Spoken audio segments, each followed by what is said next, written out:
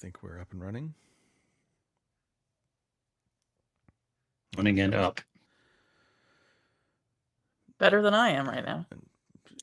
Ish. Do you guys see us on Twitch yet? Yes. Which? All right. Do you want to check the audio real quick? Double. Cheeseburger. Sounds good. All right. Okay. All right. Well, I suppose we can get this started. Let's get it started. Ha.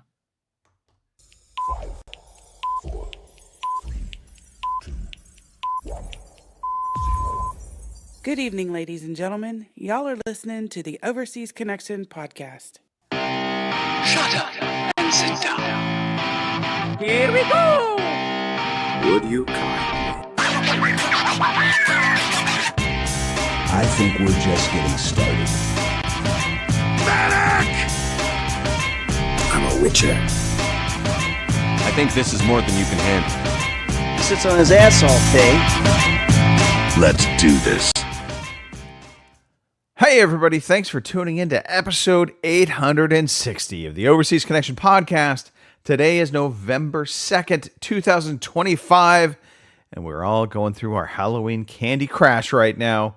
That's because you have an all-American cast, so we are we're going through our candy, and all the people outside of the U.S. are wondering what the hell we do this for. Look, if this is your first time checking out the show, we are a video game podcast. We do this every Sunday, 8 p.m. in the UK. Would be different if we did it at 8 a.m. 12 p.m. in the West Coast, 3 p.m. in the East Coast, 2 p.m. in the Central Time Zone. And we are all back on the proper time zones because we rolled our clocks back last night in the U.S., which at some point in time, I think we're going to stop doing that. I just don't know when that ever will happen, even though we voted for it to happen. Right. So I will have a conversation about that in just a moment. I will say this. My name is Greg DeLacy, gamertag Murphy's Law, OC_Murphy's Law on Twitter. Also on the show, praying to the daylight savings gods, or maybe not. Maybe he likes standard time. We'll find out in a second. Mr. Christopher Matthew. So fun fact, we are now in standard time. Yes. We were in daylight time. So which do you prefer? I keep hoping that we're going to spring forward and stay there. Quit faffing about with the clocks. Let's spring forward. So you like and stay there. You like the daylight savings time where you have more light time in the evening as opposed to in the morning. Who wants to come home? So here's the thing. I live in the Northeast, and during the winter, it's dark when I go to work and it's dark when I come home. And that's why so many people jump off bridges around here. Okay. Let's spring forward and let's stay. That's dark. All right. It's a real. I don't want to make light of that, of course, but seasonal affective disorder is a real thing, and I do think we could help it by simply staying in daylight savings time. I can't disagree with that, Mr. Matthew. I don't disagree there. Well, Kim Woods, that was my next question to you. How did you stand on this? Right. I think the whole reason behind was it the standard time versus daylight savings time? Wasn't it? Didn't it have to do with crops and giving farmers more time with light? From what I heard, and it's like if your kids, I guess, were helping like way back in the olden times, then then that way it got Back lighter in the sooner. olden days. Yeah, back in the old days. Right, but now that's not so much. That's why that's why we do it in the summer, right? So that right. But we're just going to do away with it. I mean, we voted to do away with it. We keep saying it. That's the funny part. We keep saying that we're going to do away with it, but we Right. don't. Yeah. Keep saying we're going to do it, but we don't. Kim, we didn't give you your proper due. Hello, Kim Woods. Thanks for joining the podcast. Hello, yes. We now know your stance on daylight savings time and standard time. Right. What else is, anything else to report in the very immediate, like your Twitter handle, Facebook handles, anything like that? Yeah, my name is Kim Woods, as he said, and my gamer tag is GamerGirl27, and that's also my Twitter handle. Which, fun fact, do you realize, and I saw this on Twitter, which is funny as hell, or X, I guess you want to call it, but there was an article saying that to this day, even after Elon bought Twitter and changed it to X, people still call it Twitter. So, I mean... That's a Still fun do. fact. Right I there, have but- stood on that ground. I will die on that Right? hill. It will never You be and me X to both. me. I recognize the X logo, and in my head, I just say Twitter. So Exactly. I'm I okay still with call the it bird Twitter being everywhere. gone. I don't care. Right. But yeah, Twitter forever. Okay. Yeah. Thank you both for joining the show. Mark was Sure. going to join the show, then not going to join the show, then thought he might join the show, and then elected not to join the show. So next week, we hopefully will have Mark back because we've got Extra Life coming up. And before we get into that, I'll just do it proper. Everyone here loves story time, our favorite time of the day. Now, I've rolled story time along with birthdays because I feel like birthdays, it's a story to go, it's the story of birthdays. So I don't know. I'm reaching there. I totally forgot to do the birthdays. So I rolled story time, but we're going to do the birthdays real fast. I'm going to start from the ground up, a novel approach. Today, we're celebrating the 42nd birthday of Thriller. If I was good, I would have had a Michael Jackson Thriller homage. I'm assuming that is the Thriller we're talking about. Is there any other? Yeah, that was not I the think there homage I isn't. was thinking of, by the way. I was you know that what? was like I thought you were just gonna break out with a chicka chicka bow bow. That's the way that I was know, going. right? Yeah. I'm glad I wasn't the only one. Yeah. Let's see, we've got Marie Curie, excuse me. Marie Curie. Curie. I don't know who that is. Oh, wow. No clue.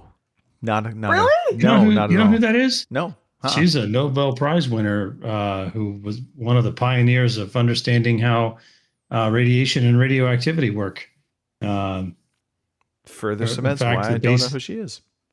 The basic unit of radioactivity that we used for the longest time was called a Curie, named after Madame Curie. Okay. All right. Well, she had a birthday, or is going to have a birthday. Not that she's alive anymore. November 5 days 7th. hence. Yes, November 7th. Gordon Ramsay. Now that's somebody I know. Gordon Ramsay, November 8th.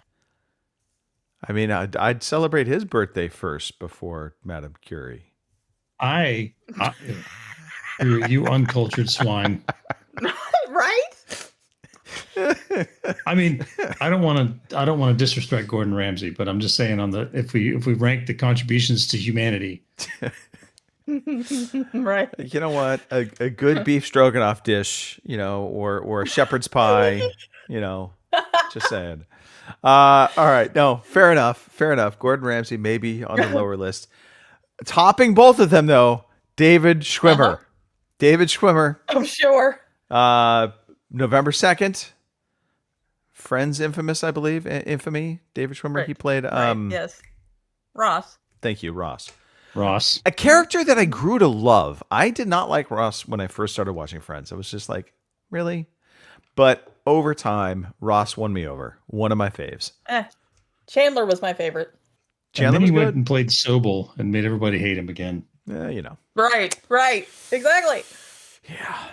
And then at the bottom of the barrel, and the bottom of the whiskey barrel, I think, is probably where we need to put this person. Rob Wilcox Probably. Snoogans.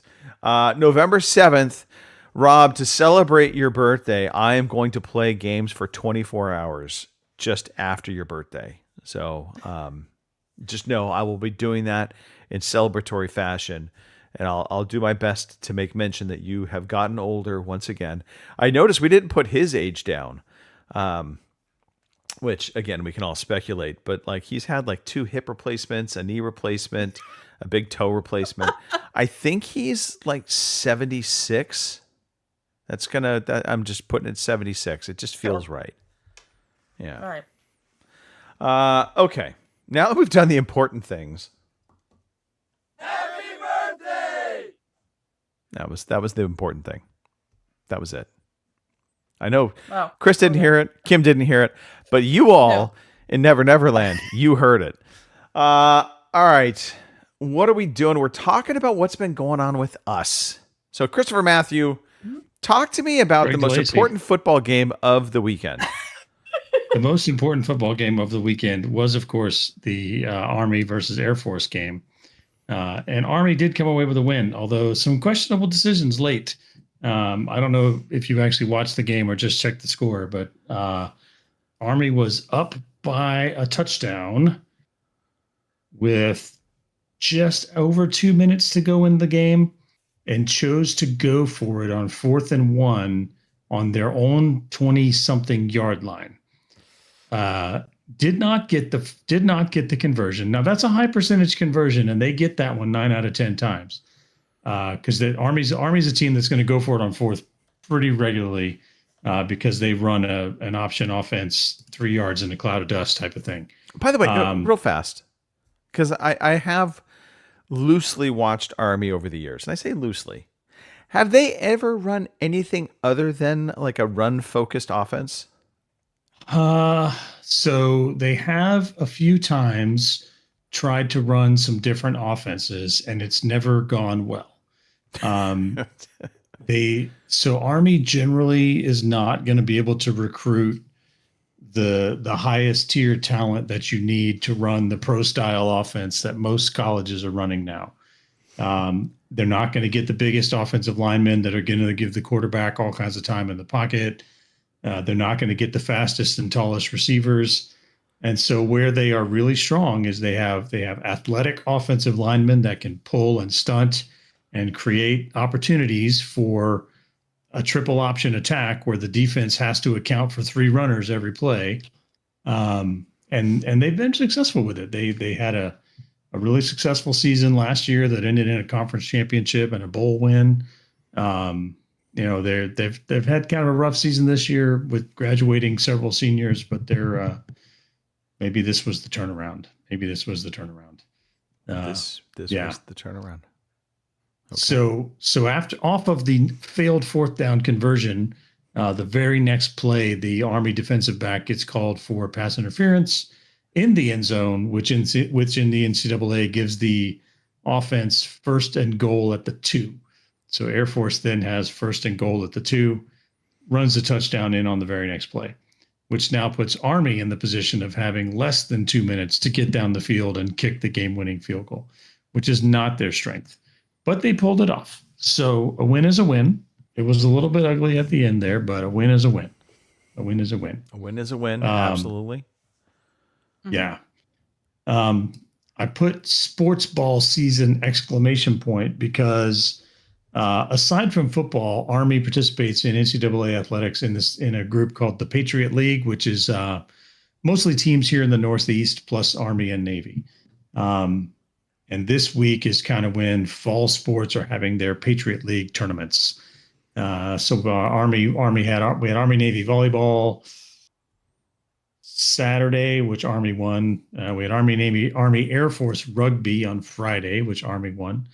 And today is Loyola at Army in the women's soccer quarterfinal for their league championship. And I got to check the score again. The Army women were up 3-1 with 6 minutes to go in the game. So fingers crossed they held on to that league. And it was also the last game of the season for my oldest, his last game of his football season. So there we go. Okay. Last week of middle school football for him. He'll have to do varsity next year if he wants to keep playing. So we'll see how it goes. I think he'll keep playing. It should be good. All right. Yeah. Okay. Sports ball season. Sports ball season. I'm gonna side. Well, no, I'm not gonna do this. I'm just gonna let you continue on. I'm not gonna side rail the conversation. I'm not gonna just. Go forward, side Mr. rails. Matthew, please. Just don't touch the third rail. No. Don't touch the third rail. So I put trick-or-treaters galore, sort of, because I went to a friend's house because a friend of mine got promoted to colonel on Friday, which is a big deal. Only 10% of U.S. Army officers make it to the rank of colonel. So after his promotion, we were all hanging out at his house, sitting around the fire pit, swapping Army stories. And of course, it was Halloween. Right. And the neighborhood that he lives in is probably the best neighborhood on the installation for kids. There's just kids everywhere, mostly school-age kids that are old enough to run around the neighborhood, but still like to participate in Halloween. Right. So there were hundreds of kids running around. It was a great time. Before we left, we put a giant bowl of candy on our porch with a little sign that says, please be respectful. Oh man. And you can get away with that here because people will generally do it. Okay. And I expected maybe half of that candy would be gone. I think maybe 2 people came and got some candy off of our porch because Do you have a Ring camera? That would be the. We don't. Oh, we don't have a Ring camera, but I would say I didn't measure the candy, but at least 3/4 of the candy that we left out was still there. And that's just the neighborhood that we live in. There's almost no kids. It's mostly older couples, either teenagers or kids are already out of the house. So it's not really the trick-or-treating neighborhood. So you're in the senior community. Yeah. We'll call it that. Speaking of hip replacements. So speaking of senior centers, I think the reason you wanted to side rail the conversation on Friday. So I've had a Florida driver's license forever and ever and ever. And Florida's been real good about whenever my license is up for renewal, I just go online, pay with my credit card, and they send me a new driver's license. I usually have to send some proof that I'm still in the Army, and they just send me a new driver's license. The driver's license picture on it, I was like 19 when that picture was taken. But because of the Real ID Act, it said we can't replace your license anymore. You got to report to the DMV. I was like, well, I'm not spending $2,000 to fly to Florida for the privilege of waiting in the DMV. That just doesn't sound fun at all. And so I had to get a New York driver's license. New York, thankfully, has this thing called mobile DMV, where they have a little bus that travels around to different places. And so inside the bus, they've got it all set up with there's 2 DMV clerks in there. They're using cellular data to do all the transactions. They just have to find somewhere where they can connect it to power. And so it was supposed to be at the Highland Falls Senior Center, which is near where I live. And so I went there. I was like, it says they're going to be there at 10, so I'm going to get there a little early, try to be the first in line. And as I'm driving to the place, I look in my rear view and I see this microbus and it says DMV.org. I was like, all right, good. I'm in the right spot. And so I pull in where it's supposed to be and the bus drives on by. I'm like, uh-oh, I guess I'm not in the right spot. Or the bus isn't in the right spot. And so I quickly turned out of that parking lot and just followed the DMV bus. I was like, I'm just going to follow this bus. Wherever they go, I'll be in the right spot. And so then when we finally get there, the security guy pops out and and I can see that he's armed. Yeah. And I can see, like, super nice guy, but I can see that he's armed. And I'm like, all right. He's like, hey, were you following us? And I was like, I was, because I wanted to make sure I was in the right spot. I need to get a driver's license. He's like, all right. So he checks my paperwork and everything's good. In and out in 45 minutes. Could not have been a more efficient DMV experience, other than having to chase the bus for a while. Yeah. Yeah, that's I'm jealous. I would love a DMV bus. One of the funny things, so we have a couple DMVs that are like notoriously like just packed all the time. But we also live in an area where we do have a couple more out of the way DMVs. So it's like a 30-minute drive to get to it, but it's like 15 minutes in line and you're out. So it's worth it, you know. And so, and I think probably all said and done, you probably end up spending about the same amount of time, whether you actually went to the DMV, you know, here in Roseville, and you wait an hour and a half in line, and then you finally get up and they take care of your stuff and you're out, you know, about 20 minutes later, or you drive a half hour, you wait 15 minutes, you get your stuff done, and then you're driving another half hour back. I mean, it just, okay, that math doesn't necessarily work out, you know, as equal, but you know what I get. You feel it. Yeah. I get the gist. But no, I would love the whole notion of a mobile DMV. We just actually discovered mobile dentistry for my son's special needs. And I was like, holy shit, yes, sign me up. Because when we take him to the normal dentist, one, it's always a challenge because he is very resistant. So, when we're having to get his teeth examined, unless he's getting knocked out by gas, it's we're kind of struggling to keep his arms in place, keep his head in place. And so it looks like we're torturing the kid. So I don't like doing that out. It's because some of the dentists have like kind of more open exam areas for kids. So it's like 3 or 4 chairs all lined up next to it. And it's like, we're basically putting full on display torture to these other children. I'm sure they're traumatized by this. But yeah, so I'm kind of looking forward to the whole mobile dentistry, now mobile DMV. I was going to say mobile haircuts, but that's already a thing. So anyway. I got nothing more. What else is going on? I wouldn't know about mobile haircuts. Yeah, true.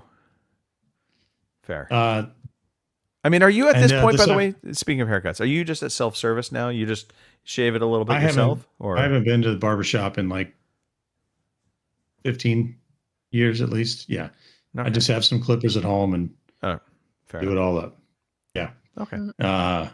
For 8 more months. And in 8 months, I'm going to grow a shaggy beard and shaggy hair. See what we got. There you go. I would kill to see you try and grow your hair out. The beard feels like that would be a natural thing, but the hair would be. Yeah, I'd probably keep the hair. Probably keep the hair shaved and just grow a shaggy beard. Okay. Yeah. There we go. All right. What else is going on? I guess that's what's going on. We are gonna go in a couple of hours. So of course, most of us as kids played the board game Clue, right? You probably played this game.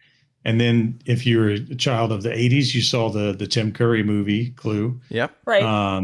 Yeah. So there's a stage production of it now. Very similar format to the movie. I'm curious if they have because it's a whodunit. I wonder if it's a different whodunit every night, right? I guess we'll find out. But so at 5 o'clock, we're going to go to our local theater and see this stage production of Clue. Okay. So I'll let you know how it went. All right. Well, then next week. I now know we need to keep ourselves on a time constraint here. Kim, first off, trick-or-treaters? No. No. But then I never... Oh, Kim, you're freezing up on us. Or my father or what, but Uh-oh. Yeah, your internet jumped in and out. Your camera's frozen. I feel this is... One of the horses kicked the router. Did you sign up to Mark's internet? No, I did not. Okay. Yeah, Mark's old plan. I'm pretty sure you were saying no trick-or-treaters. No trick-or-treaters, unless it was my nephews, and they're all getting old enough now. Well, one of them is anyway. They don't typically come out anymore, so I just have a whole bowl of candy to myself, which is probably not a good thing, but what are you gonna do? So you're gonna be eating candy apparently. It comes in handy during Extra Life. So I mean, So okay, I gotta ask. So do you purposely go to the store and buy Halloween candy, knowing you're not going to get trick or treaters? But basically, generally, I mean, because you never know if because you never know if my nephews are actually going to show up or not. Okay. I don't want them to show up and then be empty-handed. So I try to keep some around. All right. Yeah. Okay. I mean, otherwise, it's like that movie where the guy is running around his house looking for something to stick in the Halloween bags because he didn't buy any Halloween candy. That would be my house. So here, have a cat. I'm sure that would go over well. You have enough. Just saying. I know. You're not telling me anything I don't know. But pets are expensive, but I'm trying. So, anyway, even more reason to give them away, Kim. Even more reason to give them away. Well, yeah, but the thing of it is, where I live, the cats aren't a rarity. So, I mean, they'll bring them back, or they'll just drop them at the doorstep and leave, which happens more often than not. What do we do with the cat? I know. Take it to the lady on the corner there, Kim. She'll take it. Right. She takes all the cats. Cat lady. Yeah. Exactly. Speaking of cats, it's the first of the month. So you know what that means? It is the first of the month. It is the first of the month. It is the first of the month. So we have Matt and Xenomorph, believe it or not. So there you go. Matt and Matt and Xenomorph. Xenomorph. I believe Yeah. that is a hairless cat, is it not? It is a hairless cat, yes. No, it's a And a not xenomorph. so hairless, yeah, right. And a not so hairless firefighter. Yeah. So yeah, there you go. So Matt and Xenomorph. I'm assuming Xenomorph is the cat this time. Although it'd be funny if the firefighter was actually called Xenomorph. But anyway. Okay, Different, I different- don't. Oh, go Different ahead. pose this week. It was a different So this pose. month. Yeah, Remember, Okay, we've yeah, been yeah. talking about. Yeah. Yeah, see? now we got it was different appreciative. pose. I did appreciate See, that. there you go. I do have yeah, a we cat can. question now. So, okay. and I don't know the answer to this, and I'm trusting All right. I have at least one expert on this panel that might know the answer, and then one person that knows ridiculous facts that also may know this answer. Alrighty. Take your pick on who's who. The hairless cat, is that like a gene disorder, or are they purposely bred that way? That's a good question. But actually, hairless cats aren't actually hairless. They do grow hair. Okay. I do know Just that much. very fine, like. Yeah. Okay. Mhm. And for the official answer, Mr. Matthew, I know you Googled it. I think. saw. Well, I think Kim's got the right answer. No, I was typing just to see if I could learn anything new. I don't know exactly why they are bred to be hairless, but they are specifically bred. Like that's a breed of cat. Huh. It's Mhm. yeah. Yep. It's not like oops, this cat is hairless. We were expecting orange. Right. Right. I do like that. Oops. Okay. I thought, maybe they were like a Jamaican cat. They hung out in the hot climate. They didn't need all the hair, so they just naturally became hairless over time. But no. I mean, you could, but like I said, I have seen a hairless cat that will actually grow hair. So Okay. yeah. Why? I don't know. But anyway, Now that we've what covered the else have important I done? thing, please continue on, Kim. yes. Now that we've covered now that we've covered the hairless cat debacle of 2025. Let's see what else. I built a bookshelf, which of course you can't see because it's over in that direction. But as you notice behind me, my bookshelves are getting rather full of various Shifting. things. So You're almost yeah, at the point right. you're going to have to move pictures now. yeah, almost right. But and speaking of shifting, you saying that the bookcase that this one actually replaced was getting to the point where it was wood and it was screwed together. Well, it was getting to the point where the screws would generally work themselves out, so then the bookcase would like either shift to the left or shift to the right, depending on which way you pushed it. So I finally decided that maybe it was time to replace it, and it will eventually become kindling. But yeah, I built a bookcase that you can't see, but it matches this one. Okay. Let's see what? Yeah. What else So did I do? Oh. Are the screws screwed into the wood, or is there like metal hardware? So, No, it's screwed into the wood. So what you can do is you can put a little dab of wood glue in the hole, right, in the pilot hole, Right. and then use a light hammer to put toothpicks in there, toothpick, Right. until it's all full, and then you just cut it off, shave it smooth, and then you can drill through the toothpicks. Good idea. Or Probably be a lot of Or toothpicks. get rid of your bookshelf and or keep you the could new just one. get a new bookshelf. Yeah. Right. It's Exactly. entirely- Well, that's what. Entirely up to you. That's what I did. Let's see. I played Grease Monkey this week. Dad's Jeep that I told you about here a few episodes ago that I actually drove around in the pasture. It developed a brake problem. Apparently the brakes went out, or so we thought. So here the other day, he was working on it, and me being me, the idiot that I am, decided, well, I'll just go out there and check on him. And I don't know if anybody else has worked on vehicles with their parents or with a relative or whatever, but if you're standing there for more than 15 minutes, they're going to put you to work. Were you holding the I got flashlight wrong? Yeah, right. I've been yelled at that for more times than I'd like to count. No, actually, with it being the smaller Jeep, of course, the engine compartment is so compact in there that, you could hardly get in there to work on it, which was also one of his complaints. That and it was metric. Sorry, Sarah. But he had me in there. I was holding up, I think it was a part of the wiring harness or something, because we found out there was a gas leak. And he was in there with a piece of rubber hose to try to seal the gas leak off. And yeah, so my job was to hold this piece of wiring harness out of the way, because otherwise he would yell at it and curse at it, and, well, our poor neighbors, I'm sure, got an earful. So that was fun. Then we found out why the brakes didn't work. One of the brake lines had a leak in it. He had me down there looking for it, and I found it because it shot me with brake fluid right in the face. So that was fun. Because he's like, here, I want you to look at this. And then he goes, Do you and he see a gets in leak? there, and I, Psst, psst, psst. right. I saw the leak, all right. And I'm assuming he got in there and put his foot on the brake, and that's why the brake fluid shot out, because like I said, it got me. And it was right towards the top of the brake line, right there behind the tire. So of course we're gonna have to get brake line to fix that. So it was an interesting about an hour. I'd say it was about an hour job. So we were out there long enough that I did not dress appropriately for the weather, and I was cold by the time we were done. So yeah, mechanic parents, you've got to roll with it, I guess. But yeah, he's like, "Oh, you're standing here. Let's put you to work." Crap. Generational trauma, holding the Yes. flashlight Right? wrong. Oh, I know, right? Oh God, the amount of times we would get yelled at as kids for that. Or the fun part would be when Dad would be working on something and he would get mad at it, and then he'd sit there and curse at it for like 20 minutes. So we as kids, not knowing any better, we would stand there and count the amount of curse words that Dad would spout. So, and he would invent them. So, Oh yeah. and then people wonder why we ended up the way we were. I'm like, well, have you met my father? Yeah, my mom was So- the queen of inventing curse words. Like she Oh, would right? like that's not a thing. It's not a thing. But Right. yeah. It is now. Yeah. It is no. now. But we got an education. Oh yeah, it is now, because then, you learn it. So then you pass it on to your kids, and it's like, where did you learn that? Your grandfather. Yeah. So anyway, that was my week this week. So, Okay. Yeah. Well, so we have a question from the Discord about Extra Life. I figure we'll cover Extra Life updates within I say question. It's numerous questions. We'll get to that shortly. you can thank Luis for that. I know. I absolutely. I love it though. Plenty of things to cover through. Halloween was a success.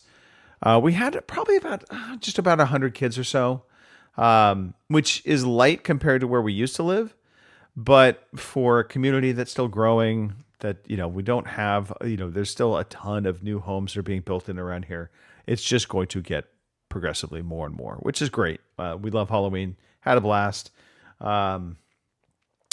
So I have this story in here, politics, but not what you think. So I have a good friend. His name is Brad Sutton. He is the mayor of Robbinsville, I believe, in Minnesota. And so I was chatting with him on LinkedIn because I saw a post from him, and so he got elected as mayor of this little town. And he said, it's a small town. It's a part-time mayor job. That should kind of tell you how much he's needed. He does it on a non-full-time basis. But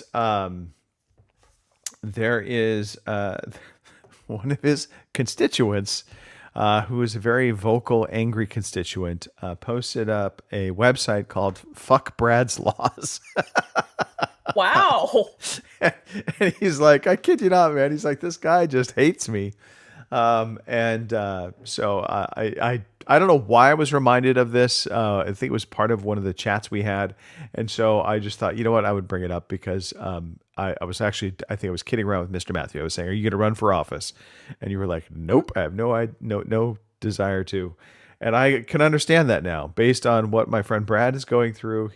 He's enjoying it. Don't get me wrong. But he did say it's surprising, especially like this small town that everybody kind of gets along. But once you get into the politics side of it. Exactly. Yep. Yeah. Sports wise, World Series, what an amazing finish to the World Series. Obviously, our condolences out to Sarah, our Canadian friend, and other Canadian friends that we have. We do have a few more, Fraser Moores, but I don't think he follows baseball. I could be wrong. He's all about the hockey and snow sports. I say that he probably totally follows baseball. No, he does follow footy. That's his other thing. Anyway, I digress. Baseball, World Series, fantastic finish. It went extra innings. I thought for sure the Toronto Blue Jays were going to pull it back out after the Dodgers went up 1-0, I think in the 11th. Toronto had a guy on third base with only one out. All they needed to do was make contact, and instead they end up grounding out into what turned out to be a double play to end the game. It was a miraculous come from behind by the Dodgers. I will say that also. So well What a played. heads up play by I can't remember the name of the outfielder, but the outfielder who chose not to play the ball that was wedged under the outfield fence, right? Yeah. If he picks that ball up, right, Yep. Toronto wins the World Series. So he kind of, whether he realized he was thinking through that or not, he says, hey, I can either lose by picking the ball up and trying to make a play, or I can ask the umpire to make a call here, and it's 50-50, Anyway. No, I mean, there were so many moments in that World Series that you think about, just smart plays that just by a hair. I mean, heck, the play the Dodgers made, the second baseman catches there's a ground ball hit into deep second base. He gets it. He's off balance. He's throwing home. He has really no real body leverage to make a good solid throw, but he still manages to get it with just all arm. And the guy coming in from third base for Toronto elects to slide versus run through to home plate, and probably cost himself a half second, if you will, on getting to the plate. And that literally was the half second the Dodger catcher needed to tap the plate before his foot crossed. So pretty crazy. But yeah, all said and done, it was an exciting World Series. Glad it's over. And on to football, right? Hockey too. Hockey's back. Quietly Basketball. back. What was that? Basketball's in season. Well, at least college basketball. I don't know if the NBA has started I don't yet. do the basketballs. I don't. Yeah, not a fan. NBA, I don't care much for NBA because the way the NBA develops talent now, with people going to the NBA, right out of high school or after 1 year of college, they don't play a lot of team ball the way that it used to. If you Right. watch college basketball, they're still playing a lot of good fundamental team ball, and so I kind of like to watch that. That's Yeah. fair. That's fair. I don't care for pro basketball bores me, but college basketball also bores me. So maybe it's just basketball bores me. Maybe it's just basketball. It could be. There Right. you go. Should try netball. Netball. I like it. Yeah, you have to look that up. We could go Is that on the one on forever about- the trampolines? No, that's like slam ball or something. Netball is like a weird, it's not even a version of basketball, but it's like you can't run with the ball. There's no backboard. It's a really bizarre sport. Okay. All right. Well, let's turn our attention to the community question. Mr. Matthew, I'm going to have you lead this discussion, and you can bring it to Kim and I, since you technically, I don't believe have ever done the Extra Life event yourself. Work has largely been a factor in that. Also, probably just no desire to not sleep for 24 hours. But Right. Kim and I sadly have signed up for this. I say sadly, we love it. We do it every year. We do. So give it to us. We have a number of questions from Louis Ramundo. Thank you, Louis, for that. Also, by the way, participating in Extra Life. All right. Well done to everyone who participates in Extra Life. Some questions for the two co-hosts, and if you're in the chat and Extra Life is your thing, feel free to chime in. So Extra Life is next week, and a question for those participating for 24 hours. First, what is your gaming lineup? So we'll start with Kim. What do you have on deck? What's in the What's in the CD changer? I mean, really, I don't really plan that much out. I just kind of go with what I feel like. But I mean, I'm sure I'll play some Baldur's Gate 3 because who knows? I might actually finish it. I mean, I'm close anyway, so I mean, it's as good a reason as any. Probably some Helldivers, some Battlefield 6, and then after that, I'm kind of whatever. I bought Dispatch, which came out, was it last week? Which, Ooh, if you I don't, was looking know at what it this. is, yeah, it's on Steam. It's apparently not on Xbox. I could have bought it on PlayStation, but we all know how often I fire my PlayStation up. Anyway, I bought that, so I might try that because I've kind of got the Wolf Among Us itch to scratch, and sounds like that one would be a pretty good one to do that to, since there is no Wolf Among Us 2 yet. Other other than that, I'm kind of pretty open to what, the others want to play. So, if we play some zombies or something, just whatever. So something to keep me awake, because I have a feeling this year it's going to be extremely difficult to keep going for the 24 hours. And I don't know why that is, but if the last few weeks have been any indication, 24 hours is going to be a pain in the ass.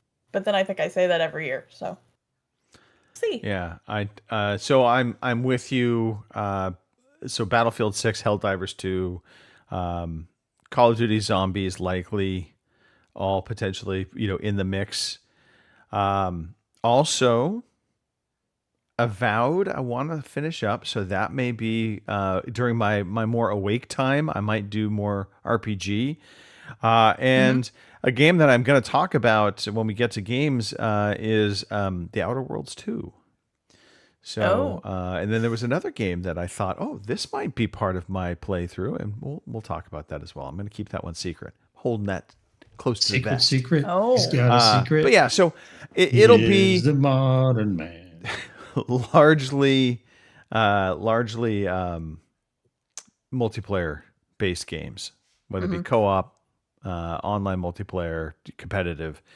Those tend to be the best, especially for late night, early morning hours where you're trying to stay awake. Those are the go-tos. So Kim, did I read that right? Since the next question is, what time are you starting? You put in the chat that you're going to start at 3 a.m. Central Time. Yes. Is that right? Yeah, because it's easier for me if I start earlier than like if I do like the Greg or somebody and start like at like 5 or 6. It's going to be a lot easier for me to start at 3. So. All right. Because I've done the 5, 6 o'clock, and then my first year I didn't know any better, and I didn't start till like 10 o'clock in the morning. Yeah, I'll never do that again. Never ever. Yeah. Anything beyond 6 is a no-go for me. But I'll start this year. I'm starting at 5 a.m. That's the plan. 5 a.m. to 5 a.m. And since we already we already did the extra hour, I don't even have to fight with that whole nonsense of, an additional hour. So, but yeah. So 5 a.m. All right. Mm-hmm. So what is your motivation for doing Extra Life? We'll let Greg go first this time. Yeah. So, Extra Life, I mean, there's kind of twofold. One, I stumbled across Extra Life in a podcast. They had brought up, this is way back when it was first starting. I caught wind of the actual guy that founded Extra Life, and he was talking about starting this and doing this to raise money. And it really wasn't a thing yet. It was a very grassroots kind of effort. And I just thought, you know what, that's really cool. And then, of course, my son was born with all kinds of complications, and the hospital systems that he has been in have been fabulous. And so I just ultimately wanted a way of giving back. Just, even if it wasn't directly to the hospitals that helped my son, some other family is going to benefit from this. And so that really is kind of where it all was born out of for me. All right. What about you, Kim? Oh, much like Greg, only on a different scale. I'm a Shriners kid. And if you don't know what that is, the Shriners hospitals around, they help kids like have muscle disorders and burns and that sort of thing. And I have cerebral palsy. So when I was born, like within the first few months, that's when they figured out I wasn't walking like I should. That's where I got sent, was the Shriners. And we did all sorts of therapy and surgeries and all sorts of things. And like Greg said, even now, even though I'm not technically helping a Shriner hospital, but I am helping other hospitals that also help kids that were in the same, predicament that I'm in. So if I can help kind of pay back all the help that other people gave me growing up, then it makes me feel better. So, yeah. Those are both excellent motivations. So let's see. Why do you get ready? What's your pregame ritual, right? When you're getting ready to do the free throw, you got to do 3 bounces and 2 back spins or whatever, right? So Kim, what's your pre-gaming marathon ritual? Oh, you mean other than making sure I go to bed early and get plenty of sleep? Although sometimes that doesn't happen because last year I had a wedding to go to and I didn't end up getting home till midnight. So you can imagine how much sleep I got at for Stupid 3 o'clock life. in the morning. I know, right? But it was my favorite cousin, and if I didn't go to her wedding, she probably would have just owned me. So I went. Usually it's just I make sure I get up and get dressed because if you sit there in your pajamas, then it's just gonna make things worse. So I get up, I get dressed, I do the whole teeth brushing thing and all that. I make sure I have a gigantic pot of coffee because at 3 o'clock in the morning, there's nothing I want more than a gigantic pot of coffee. So and usually, and then make sure that, I've got my controller and the batteries are good or it's charged up or that sort of thing. So yeah. And then I make sure that, I don't have to cook. So I'll get pizza or something like that you can throw in the oven or order out, whatever, that sort of thing. And there you go. So Okay. That's pretty good rituals. I think mine's all about setup. It's because I do the Extra Life event in our living room, so it won't be like I don't do it in my office. I do it in the living room, and it's twofold. One, I'm next to our kitchen. I have the big screen. I can wheel out. This chair will be out there, but I kind of set things up the night before. Get the chair out. Make sure my controller is charged. Make sure my headset's charged. And then I also will set up an extra long lead, like a 20-foot lead USB-C cable, because inevitably I will need to charge at some point, during the course of it. Especially for the headset. The controller will usually last all of Extra Life, but the headset, not so much. And then food, not so much. I mean, I'll kind of set up some snacks here and there, but I mean, those for the most part are already there. There may be some drink purchasing the night before. So I have some energy drinks, because like Kim, I will load up on caffeine. But the morning of, I kind of creep out. The rest of the house is still asleep. I will brew up typically speaking, kind of like a big tumbler of coffee, and that starts the day. What's your go-to energy drink? Sidebar.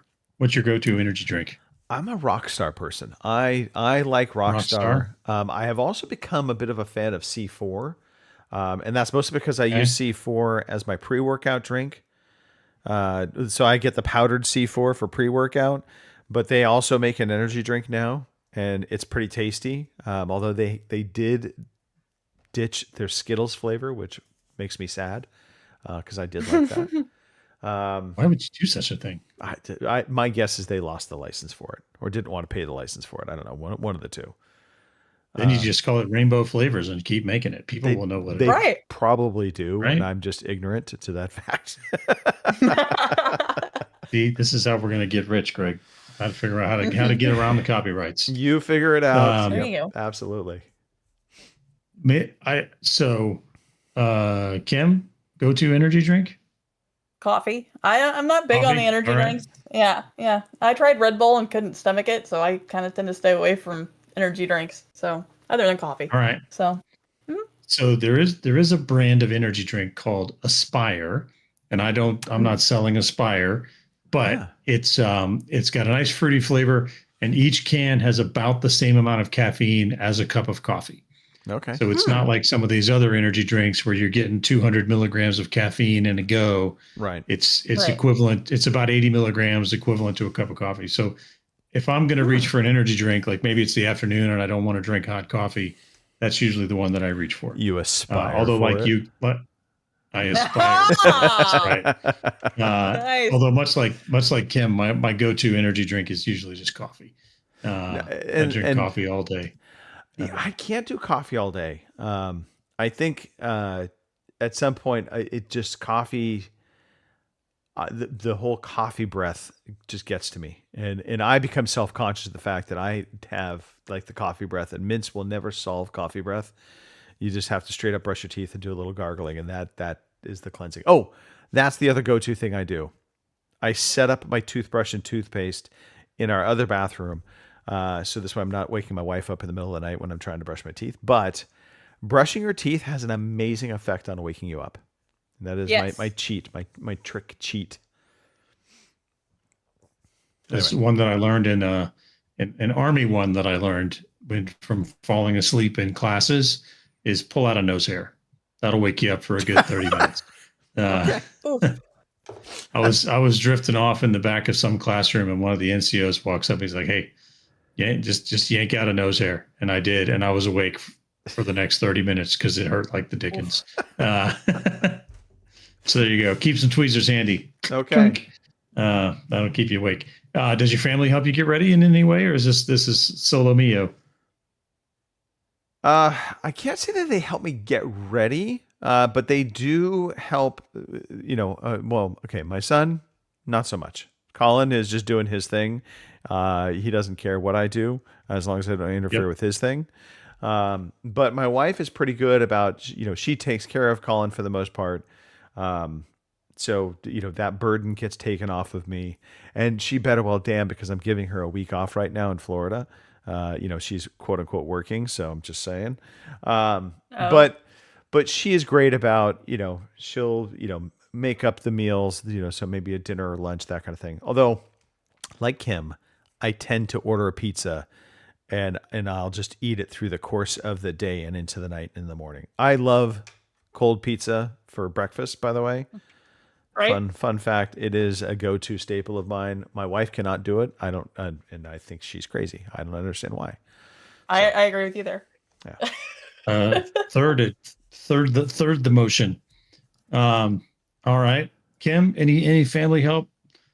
Actually, here a couple of years ago, my nephew Tony decided he wanted to help. So that year he didn't have his own, so he helped me. Like if I took a break or something, then he would take over. And then last year I actually got him his own, or set him up his own extra life, and he's gonna actually do it with me again this year. So nice. And it's funny though, because here at 40 some years old, I actually outlasted him, because last year he fell asleep. So it's like, see, little squirt.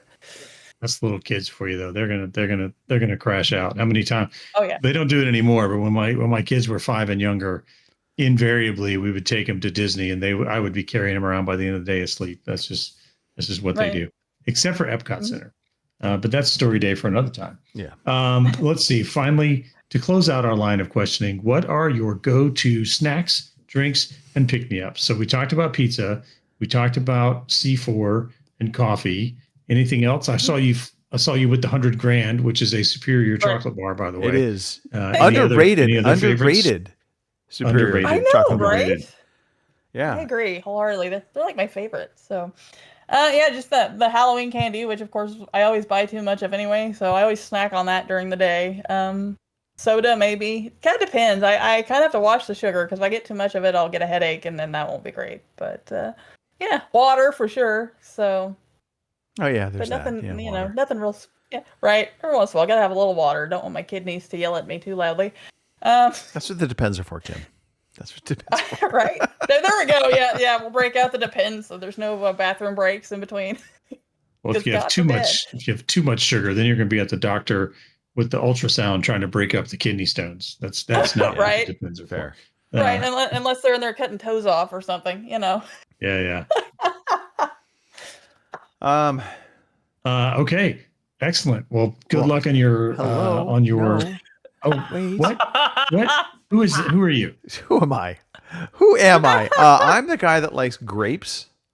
Grapes are a good snack. And then also I can't do like the Doritos or anything that has too much cheese, artificial cheese on it. Is that really cheese? It's not. And as I'm saying this, I'm realizing I'm likely going to have to choose something different. But I was going to say pretzels. I do love my buffalo pretzels, buffalo flavored pretzels. But then, of course, to be saying this, I'm realizing every time I eat them, I still get the cheese fingers, because they have like a buffalo sauce coating that comes right off of it. So Dots, by the way, DOTS, yes, make a fantastic buffalo Yep. Dots pretzel, among other great pretzels that they make. And you can get those at Costco in bulk. I'm just saying. In bulk. Yeah. Everyone needs bulk pretzels. Yes. Okay. Excellent. Before we move on to our free sort of games, maybe we should give a little love to the chat. We've had an extra, we've had a lively chat this week.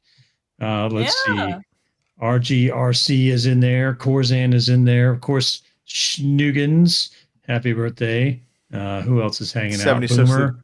Really, Snoogans, 76. Fantastic. I'm 76. So proud of you. Looking great for 76, man.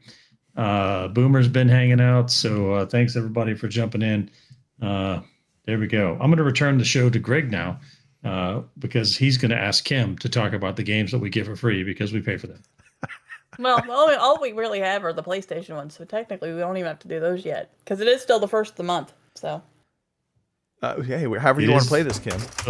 As my phone slips down onto my keyboard and scares the crap out of me. Okay. Well, I mean, I can rattle off the PlayStation ones, and then then we can go to the ones we've played, I guess. Give some people something to look forward to. There you go. All right. Alrighty. Well, that being said, then on PlayStation. Right. For your PlayStation Plus games for the month of November, we have Stray, which of course is the cat game, and I highly recommend it because it's really good. It's more than just a cat game. It's a really good game. We have WRC24, and we have Tabs, whatever that is. I haven't really, dived too deeply into these to find out what all they are. So there you go. Tabs. I think that's Totally Accurate Battle Simulator. That's the one where you set up little battles and the goofy little guys go fight. Yeah, my son loves that game because you can set up just absolutely ridiculous things. I enjoyed the game as well, but I will call foul on the Totally Accurate Battle Simulator naming. Not totally accurate at all, for the record. That's the joke, Greg. I know. Snoogans, I see you in the chat. I see you in the set. Yeah, whatever. The bottle would be easily 7/8 still full because I would get one kill. All right. I think I know what we're gonna do. Today I feel like playing computer games. Today I feel like playing computer games. Mr. Matthew, by the way, I fully appreciate you just like naturally just kind of took things over and you just started running with it. And I was like, go, man, go, do it. I'm totally good with it. Anywho, all right. It's now time to talk about video games that we've been playing. Who would like to go first? Let's see. We'll start with Kim. Kim? There's some stuff to be talked about here. There's a few things, yeah. I mean, not a lot, obviously, but there is a little bit. There is a Baldur's Gate update because last week I broke out my D&D character, which is Kim Walker, which is a halfling, and yes, I realize now how short she is. So laugh it up, Greg. I know you're gonna. I feel like I'm being. I didn't do much. I mean, come on, Kim. Come on, man. Yeah, but you always make some sort of comment. So I'm just waiting for it. We made it to the little village where everybody's apparently been wiped out and it's now being taken over by goblins. We made the deal with the ogres that when we blow on their horn they're gonna come back, and I made the deal where they're gonna come and eat whoever it is we're fighting. How do you not expect me to make a comment when you say we took care of the ogres and we blew on their horn? Well, we made the deal with the ogres. We didn't take care of them. Even worse, Kim, you made the deal with the ogre and then you blew the horn. I mean, it's like you're getting paid for something. I'm just saying. I know. See, I knew you were going to make a comment at some point. So, there we go.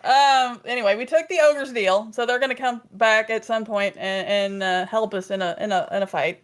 I did that actually in one other playthrough with the goblin camp, and they were highly disappointed because they didn't get to eat enough goblins. So I'm going to have to make it a really good fight, I guess. But you can only do it for so long, because what is it? When you go to Act 2 or Act 3, one of them, you no longer have access to the ogres. So, anyway. And there's not a whole lot of big battles during Act 1. Anyway, I'm getting off on a tangent. I digress. Let's see. I upgraded Karlach's heart at least once. So we did that. We found the Underdark, and I got to flirt some more with Gale. So it was all good. So, there's your Baldur's... there's your Baldur's Gate update for this week. Who knows? Maybe next week I'll be able to come on here and say I actually got to, finish it. We'll see. Played the Smelldivers 2. We're on O'Shane or wherever the hell we're at. We're beating back some more bugs. We're beating back the gloom. So I worked on that yesterday. We played about 4 hours of that. It's fun like always. I always like going in there, smashing bugs. So I'm good with that. That's pretty much all I played. I talked about Dispatch already. I bought that. I would like to talk about Dispatch a little more. I thought for sure this would be something you would be talking about. Oh, all right. Well, I can. I mean, Dispatch, which is developed by the studio that is made up of former Telltale developers. And they're also currently working on the Wolf Among Us 2, but there's a little conflict there because some are saying that no, they're not, and some are saying that yes, they are, and I'm hoping they are because I really want some more Big B. But I digress. Anyway, Dispatch is an episodic game, if you haven't seen it, and you're an ex-superhero that works as a dispatcher, dispatching superheroes to do various jobs. Like, say there's a holdup somewhere, so you I think what the deal, like I said, I haven't played it yet, but I think what the deal is you dispatch the certain superhero to do whatever job. So, like, if there's a holdup, then you send one out to do that. And there you go. And apparently they're in a partnership with Critical Role, which does the D&D, of course. And I guess there's going to be a possible animated series. So there you go. Yeah, it looks like it totally could be an animated series on its own.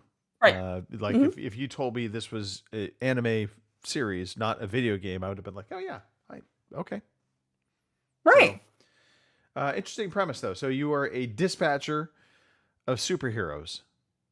Right. He is actually an ex-superhero himself, and the whole reason he took the job was because his superhero suit got destroyed. So now he has to take this job because they promised that if he worked there, they would fix his suit or give him enough money to get another suit. So we'll see how it goes. I guess reviews have been without a super suit. I was just going to say, so that implies the suit actually had the powers, not so much the hero himself. Well, what was it? His superhero name is Mecha Man or something like that. So I'm assuming he needs some sort of mech suit to kind of help him along. So I don't know necessarily if he has any superpowers himself, but anyway, he needs a suit. So this is how he's going about getting the suit. But anyway, the reviews apparently have been really good. So I'm, and it was only like $30. And the first 4 episodes I think are out now or will be soon. I know the first 2 are out. So, and I think there's supposed to be 8 episodes in total. So for $30, you can't go wrong with that. So. Okay. I plan to pick this one up this week. So yeah, I saw something about it on YouTube. I was like, that actually looks pretty cool. So looking forward to chatting about it next week. Alrighty, cool beans. And that's all I played this week or thought about playing this week. So. Okay. Fair enough. Mr. Matthew, what would you like to talk about? Well, I played some No Man's Sky, but I don't think there was anything that I haven't already talked about there. Mostly just doing some housekeeping, keeping up my farms and stuff, and trying to make my way towards the center of the galaxy. So if you're not familiar with No Man's Sky, everybody starts off in the same galaxy, and there's 256 galaxies, although one of them is not accessible because of a coding error. But the way you go from one galaxy to the next is you travel to the center of the galaxy and you fly through the center of the galaxy, and that puts you in the next galaxy, and they go in order. So I have been trying to work my way towards the center of the current galaxy that I'm in, which is the second one that I visited. Okay. Other than that, and then because it's finally out, I decided to pick up The Outer Worlds 2. Of course, it's on Game Pass. So I say pick up. I installed The Outer Worlds 2 because it's on Game Pass, and I spent a few hours with it. Haven't gotten too far. Just kind of got to the first little town. Started doing some side quests. Initial impressions are generally positive.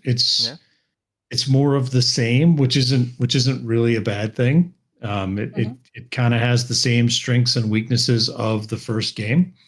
So the disappointment is they didn't. I don't think they took a lot of chances with it. They didn't really try to do anything new. The positive is it feels very familiar. If you spent any time in the Outer Worlds 1, it all feels very familiar. So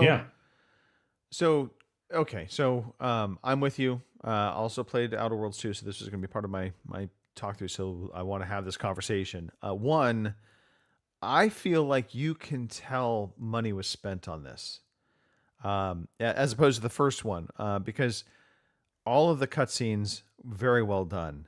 The actual in-game graphics also definitely have a boost, an upgrade from the previous one. So I feel like from the technical side, they did a pretty good job of giving this a little extra beef.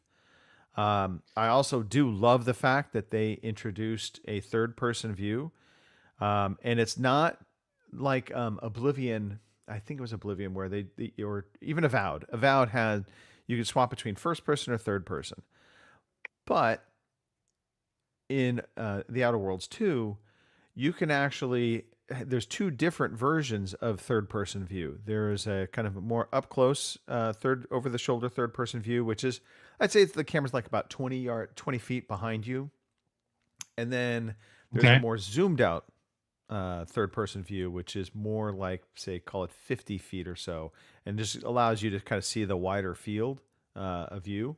And then, of course, you're first person. Probably valuable in third person if you're playing as a melee character. I've been playing in third person pretty much exclusively. Every now and then it'll go into first person, like if you're crawling through a vent. It'll go to first person for that. But I love the third person camera. I want all my RPGs to have third person cameras, especially when they have things that aesthetically make differences. And so you have armor, you have, different outfits you could wear. They are represented. You can upgrade your weapons and put mods on them, and you'll see those modifications on your weapon. So those are the things that I love to see, and it makes me, that makes me want to play in a third person view just to have that kind of aesthetic pleasure of seeing my character. Yep. I do agree with you though, from a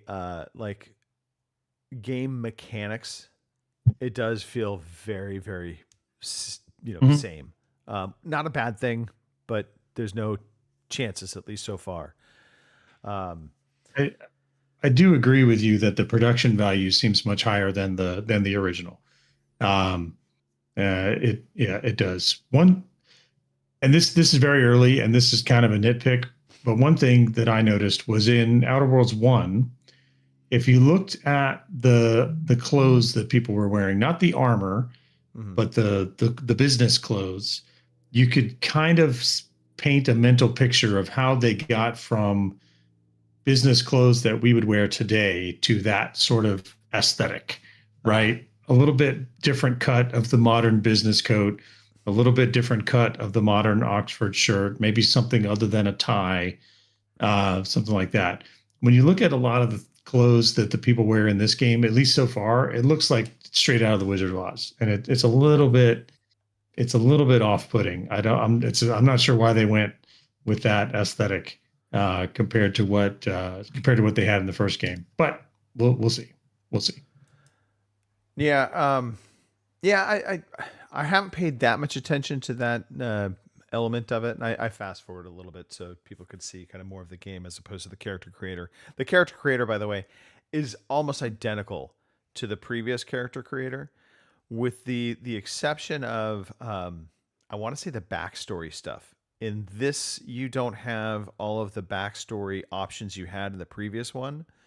And I think some people were knocking the game because, you don't have really a lot of the characters from the previous game are in this game. But I kind of think that's a good thing. As much as some of those characters were beloved, it just allows you to come into this game, whether you're new to it or you were a previous player of the Outer Worlds 2, you're not going to feel any kind of like, oh, who's this person? I should know this person scenario. And I am curious to know how decisions, I've been very conscious with my decisions so far in this game. Yeah. Because I do feel like there's a hinting at minimum that there's actual ramifications that'll happen, not just end game, but mid game, in terms of what you say or what you do.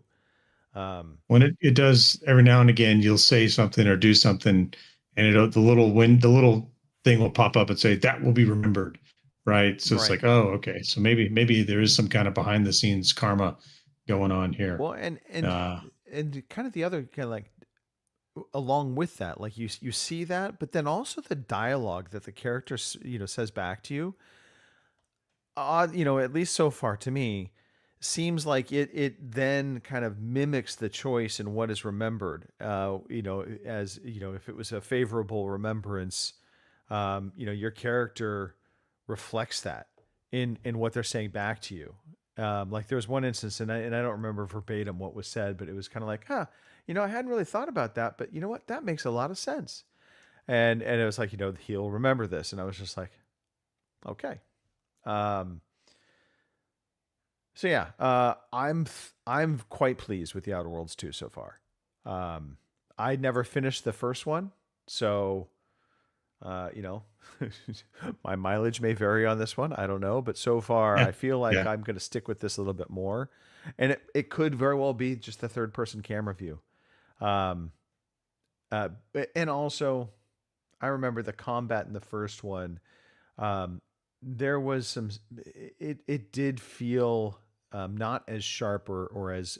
I mean, it's not like they've upgraded the combat in this, but I do feel like the shooting it feels a little more in line with an actual third person or first person shooter, as opposed to in the first game. I remember aiming felt like you had to do some adjusting to how it performed. I also like, and again, little notes, side notes, in third person view, you can switch shoulders. Now, interestingly, so when you switch shoulders, they do switch your primary hand. And what I mean by that is, so, if my character's holding his pistol in his right hand and I'm like looking around a corner and it's on my left, obviously being on the, the right shoulder camera, if you will, is beneficial because I'll be able to kind of peek around the corner a little better.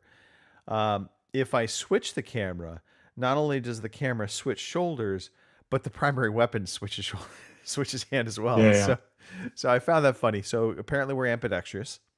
Doesn't matter which hand we fire from. It's all good. All right. Anything else on this game before we continue on? I do like that they added. So one thing they added that I find very helpful if you're trying to play a stealth playthrough is when you aim at an enemy, it will show you how much damage you'll do, particularly if it's going to be a lethal shot or not. And so if you're trying to play a little more stealthily, knowing that you're going to get either the melee finisher or it's going to be a lethal shot really helps you to kind of plan your approach. I do appreciate that little addition. Yeah, and they do seemingly have a number of either upgrades or even components, parts that'll go towards a stealth play. Whereas I don't feel like that was the case in the first one, but maybe I'm wrong. I know like stealth play in Avowed, it feels broken. It doesn't feel like there's really stealth play in Avowed. So, it doesn't work at all. Yeah. I that's one of the things I was really frustrated with it. Okay. Yeah. And I haven't encountered any crazy bugs. So far so good. And so I did read this morning that some people have been having some issues with, particularly when you load into the big maps with it just kind of chugging for a little bit, as you're trying to traverse the map. Maybe the game wasn't as optimized as well as it could have been. I don't know. Yeah. I haven't had those issues, but I was reading about that this morning. I believe this is an Unreal Engine game as well. I could be wrong on that, but yeah. So I know Unreal is suddenly catching a lot of flack of late. Everybody's kind of saying, Unreal Engine it's a pretty game that's just not being optimized anymore for hardware. But yeah, the other thing that I'm concerned with, and this is just a personal concern, is just it's so easy to just immediately jump into side missions of things you stumble into. I stumbled into a crab den, and I say crab den, giant crabs. They're historically accurate giant crabs. They're in this game, and one thought I was going to be going into a spider den. Not that matters Crab much. spiders. Crab spiders. Okay. But yeah, I mean, it was a lethal encounter. I did not realize what I was walking into. Lethal crabs, people. Lethal crabs. they don't just itch. If untreated. Yeah, I walk into this cave, and early moments in a game, you kind of just assume, because I think we have gotten used to it, that video games there's level 1 areas, if you will, right? And so it's going to be safe. You're going to be able to go in there. And this is right off the landing pad when you first get there. So I thought, oh, okay, this is no big deal. I'll go in here, maybe find a little loot. Oh, no. Not at all. It was, I was scrambling and died a couple times. But of course, once you die, you're like, oh no, I've got to finish this through. And I'm still not quite sure what I found in there. But yeah, Outer Worlds 2. It's good. It's fun. Highly recommend. Mr. Matthew, anything else in your place that you would like to talk to? That is the extent of my gaming this week. Okay. So I would now like to turn your attention to a game that I also saw on Game Pass that I thought, as I read through it, and it's a game from it's Annapurna Interactive is the developer, and I'm reading this and I'm like, bounty hunter and mechs. This sounds like my kind of game. And so I loaded up Bounty Star. Now, when I first loaded it up, it was just Bounty Star. I did not read the subtitle. Had I read the subtitle, I may not have loaded this game up, because it's Bounty Star, The Morse Tale of Graveyard Clem. And as I read that, I was like, this may just not be my kind of game. But long story short, you play the role of Clem. She is a ranger that was part of a protective, I wouldn't call it a militia. I'll call it a militia. That you are protecting this town. And this is the pre-setup story. A rogue element of, I'll just call them bandits, come to the town in their mechs, and it's like, oh, you have to defend the city from these guys, and you do that, and then of course there's a double cross at the last moment, and basically the whole town gets killed except for Clem. And so she abandons her role in the militia. And then a friend comes along and has an abandoned mech that he says, hey, you can use this and start collecting some bounty work and start small, but get yourself back into it. And there's a lot of different little elements. There's mech building, there's crafting, there's even gardening, which I still don't quite understand how this factors in. But the gardening, apparently you eat a meal before you go out, and it impacts the mech's capabilities. Who would have thought? Vegetarian mech. Yeah. I wanted to like this game. Uh-oh. Yeah. So you fight in very small arenas, and you're seeing it on screen. Visually, it's kind of stylized, but it is very rudimentary, especially after playing Battlefield 6. I'm like, the environments just are ass compared to Battlefield 6, right? It lacks any kind of, the controls are rudimentary mech controls. And I say that in aiming is super sensitive. You're going to have to tweak your settings a lot to get things to work to where you like it. But, you have this locked on mode where, you sight onto an enemy, you lock onto it, but you can't locking onto the enemy. I think it locks your camera onto them, but I'm not 100% entirely sure. It certainly doesn't lock your aiming onto them. You have to manually aim down sights, which not the worst thing in the world. Had the controls been better, but they're not. And so trying to shoot and aim down sights on this is just not easy. And then you are in these environments that are basically just a small arena. It has the perception of you're out in the open world, but you're not. And so every mission is you take on the mission and you don't travel to it. It kind of loads up the next fight arena. And so I had hopes. I'm like, you're a bounty hunter in a mech. How can you mess this up? You can't. It's perfect. And yet they did.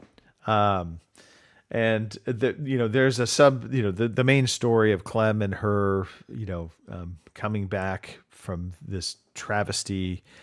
I could care less. And yet they want to push this narrative so hard. Every time you finish up a battle scene, you get a vision of Clem sitting next to her mech or on her mech with her feet dangling down.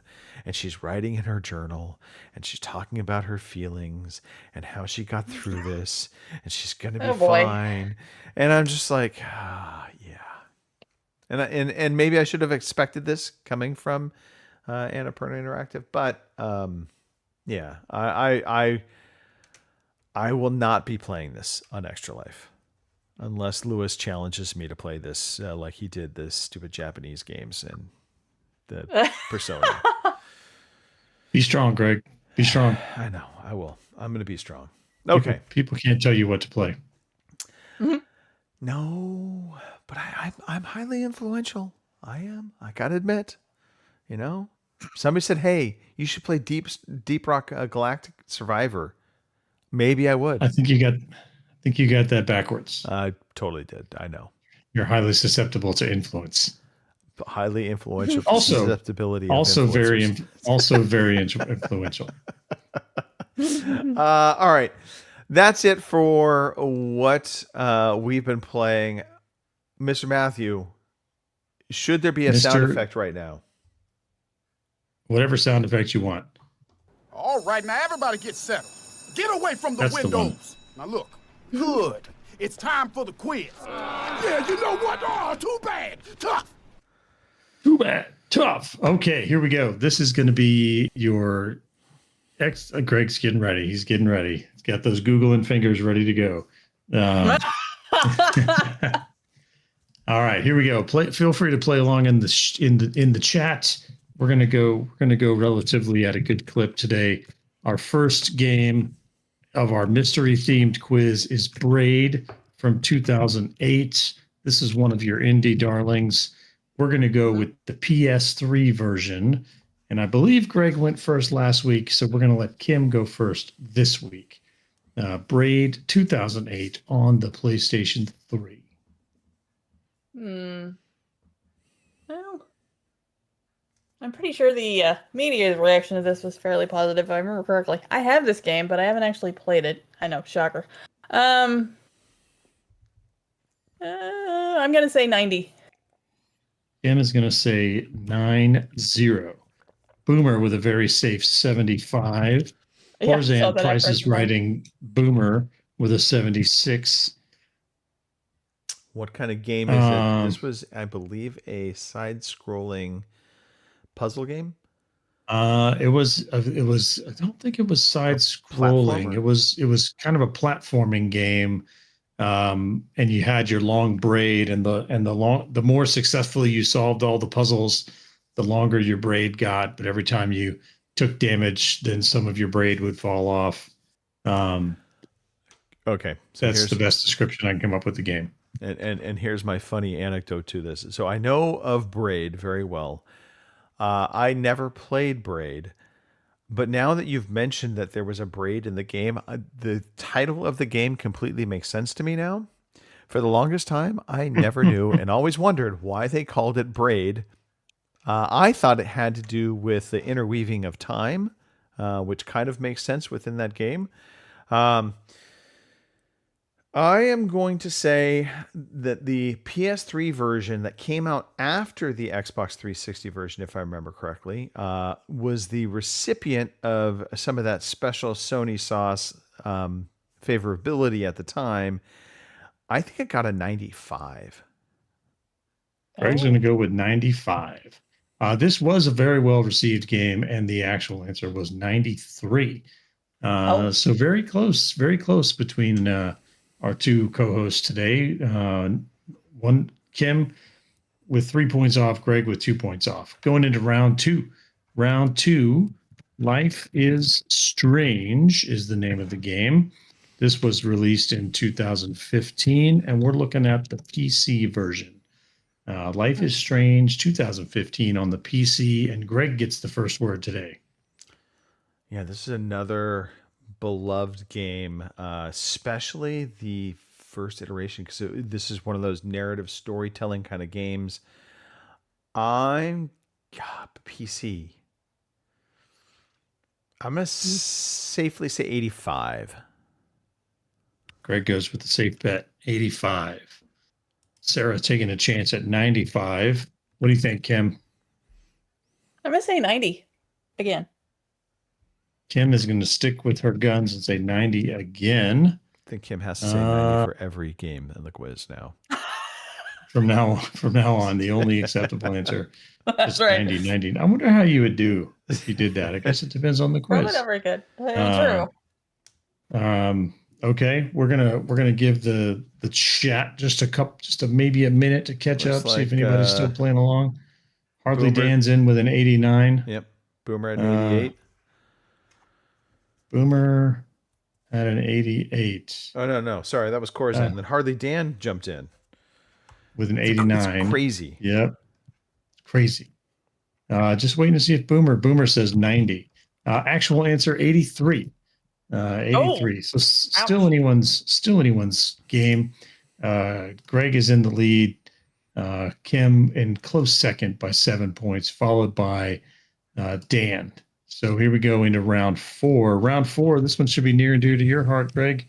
The game is Titanfall 2, which was a 2016 release, and we're looking for the Xbox One version.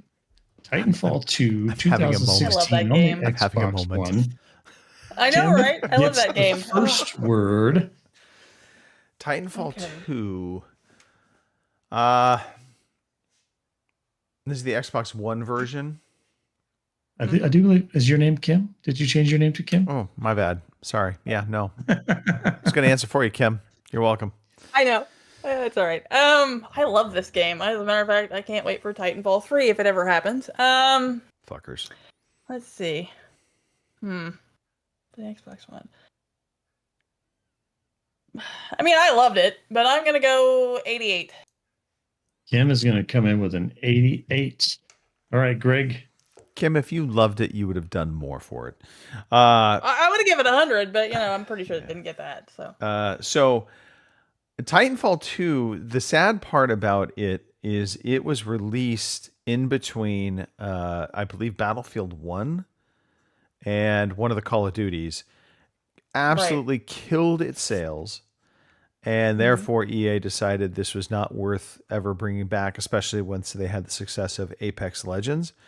But Titanfall 2 was a masterclass game. And I'm going to say 91. Greg is going to say 91. And Hardly Dan with an 87. Actual answer, 87. So well done, Dan. Well done, big Dan. Catch up. So going into the final round, Greg with a slim lead, 3 points ahead of Kim, and Dan 2 points behind Kim. So still anyone's game going into the final round. So here we go. Last question of the week is the Outer Wilds from 2019, and we're looking for the version that was released. Here's the curveball, the version on the Switch. And Greg, you get the first word in the final round. That is a curveball indeed. Because the Outer Wilds, everybody loved that game. It was a media darling. but on the Switch, I don't think it was. I think it had performance issues on this. Again, could be just totally remembering this incorrectly. Corzan points out he did say 87 for Titanfall. You are correct. I recorded you for an 87. Well done, sir. You will give the score we give you and like it. All right, so back to the game at hand. The Switch, notorious for absolutely having horrible performance from third-party games that came over to it. 74. Greg is going to say 74. All right. Kim. So let's see. Corzan's in with a 90. Sarah's in with an 84. What do you think, Kim? I'm kind of like Sarah. Dan's in with an 81. I'm going to say 80. Kim's going to say 80. And just going to wait. Give Boomer just a second to see if he comes in. So we got Hardly Dan in with an 81, Corzan in with a 90, RCGC in with an 84. And so now we're just trying to see if Boomer wants to give us a final answer. The Switch does seem to be plagued with bad ports, right? Get some games that are pretty successful on other platforms, and someone tries to port it over to the Switch, and it just doesn't go well. Boomer's in with an 80. The actual answer, 82. So everybody was in the right ballpark here, which brings us into the bonus round. Kim takes the lead at 13 points. Well done, Kim. Hardly Dan in a close second at 14 points, and Greg in a close third at 16 points. So let's see if anyone can steal victory in the bonus round. What's the connection? What do these games all have in common? Kim, you have the lead, so I will defer to you on what you think the connection between all these games might be. I don't know, because it is an odd assortment of games. I mean, I'm an odd person. What could be? Well, I wasn't going to say anything, but now that you said it, gosh, I don't know. Thanks there, Frida. Yeah, I don't know. I have no idea. No clue whatsoever. Because obviously probably doesn't have a mech in it, so I'm not sure. Braid does not have a mech in it. Braid won't have a mech in it either. So the distinguished representative from the Midwest defers to the distinguished representative from the West. Yes. Greg, what do you think the connection is between all these games? I believe, and actually I think I almost gave it away earlier, it is about time manipulation is a core component to all of these games. You got it. Time manipulation is a core component to all of these games. Hardly Dan also came in with time. Wait, but what was it in Titanfall? Because I don't remember. It was. He had his wrists. The wrist dilation. That's right. Yep. Yeah, and I think there was at least one or two missions where you would switch between past and present or something like that. All right. I didn't remember that part. So there you go. Time manipulation was indeed the theme of the week. So with the bonus round, Dan steals the win. Nice. At a final score of 9. Greg in second with 11. And Kim comes in with 13 points. So well done, everybody.